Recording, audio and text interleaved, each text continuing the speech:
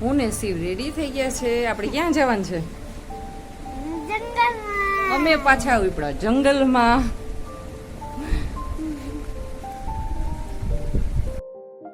પછી અમે અમારી ધનો લઈ અને ત્યાં હાલતા જંગલ તરફ જવાના. સુરત દાદા પણ અમારી જેમ ભેગા ભેગા આવતા હતા અને શિવભાઈને લાગતું તો ગાડીમાં બહુ જ પવન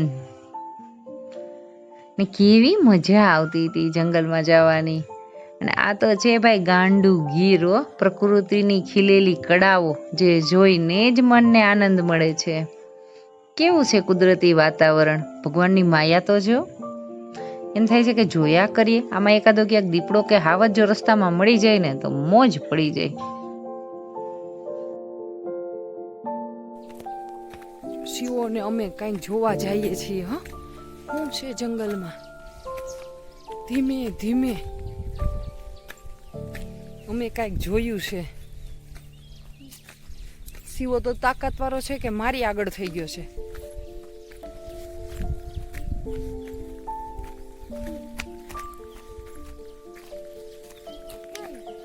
શું છે? શું હતું ભાઈ? શું હતું કે તો ખરી? શું હતું? ઘર એક મળી ગયો. ઈ કેનું ઘર છે? એને કહેવાય રાફડો. ઈ સાપનું ઘર હોય, નાગ દેવતાનું. જો પંખીડા કેવો આનંદ કરે છે, જંગલની મજા. નહીં નહીં, તોડાય નહીં ભાઈ, તોડાય થોડું. હવે હું બતાડશો મને ભાઈ તું જંગલમાં? આ આવી ગયું છે અમારું બેસવાનું સ્થળ ગીરની અંદર. ભાઈ બેસવું છે અહીંયા? અહીં બેસવું છે? હાજીમાં બેહીને જો અહીંયા જ 2 દિવસ પહેલા હાવજ આવ્યા હતા અને દીપડા આવ્યા હતા. દિયેથમી અહીંયા હાવજ ન હોય એવું બનતું જ નથી ક્યારેય. આ તો છે ભાઈ મારી ગાંડી ગીર. જો શિવભાઈ જોઈ ગયા છે રાફડાની અંદર નાગીન છે. કે મમ્મી નાગીન જોયું હોય તો હાલ. 2 દિવસ પહેલા હાવજ હતા ને જો અહીંયા જ હતા. એક સિંહ, 2 બચ્ચા ને એક હાવજ. ને અહીંયા જ બાજુમાં આવેલી છે આ હોટલ. ઈ નાગીન નથી, એનો રાફડો છે, એનું ઘર છે. જો પંખીનો અવાજ, કુદરતી વાતાવરણ.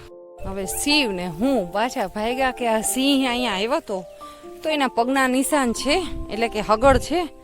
એ જોવા માટે અમે 2 બેન મા દીકરો નીકળી ગયા.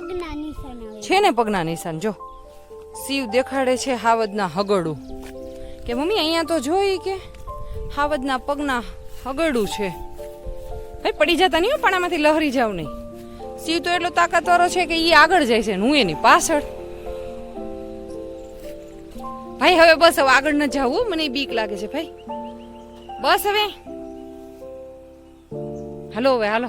આ તો છે મારું રૂડું અને રૂપાળું ગાંડું ગીર. હું મળ્યું દેખાડ ને ભાઈ. જંગલમાં રહેલી એકદમ શાંતિ. એ શું છે ભાઈ? નાખી દે, ગંધારું છે. ઈ સોડાનું છે, નાખી દે, ગંધારું છે.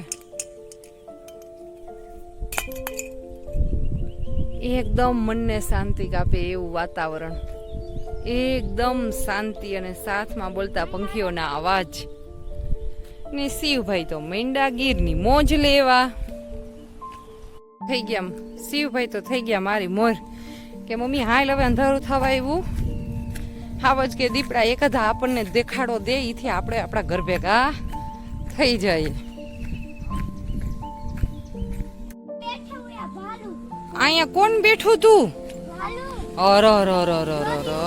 ભાલુ બેઠો છે, એનું બચ્ચું. આ છે અહીંયા રાખવાની આંબાની કલમો, જે એકદમ થડની મજબૂત છે. ને મારા ગીરની કલમો બહુ પ્રખ્યાત છે. અટાણે તો ઋતુમાં કેટલા માણસો કલમો ભરી ભરીને જાય છે. જો શિવભાઈ બની ગયા. જો શિવભાઈ જાય છે બીજું કઈક જોવા. આવી ગઈ છે અહીંયાની હોટલ.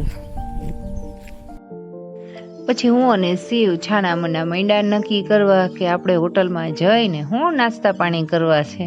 અમે મા દીકરો હંમેશા પહેલાં જ નક્કી કરી લઈએ, પછી એને પપ્પાને પૂછીએ કે આ મગાવીએ. ત્યાં તો અચાનક મોરલો આવ્યો.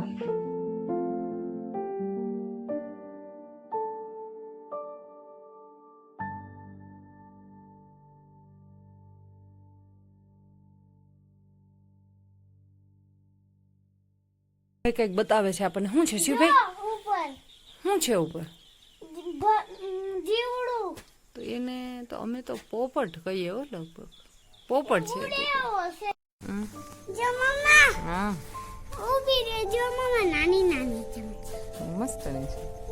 શિવા શું લીધું તે? ખોલીને બતાવે.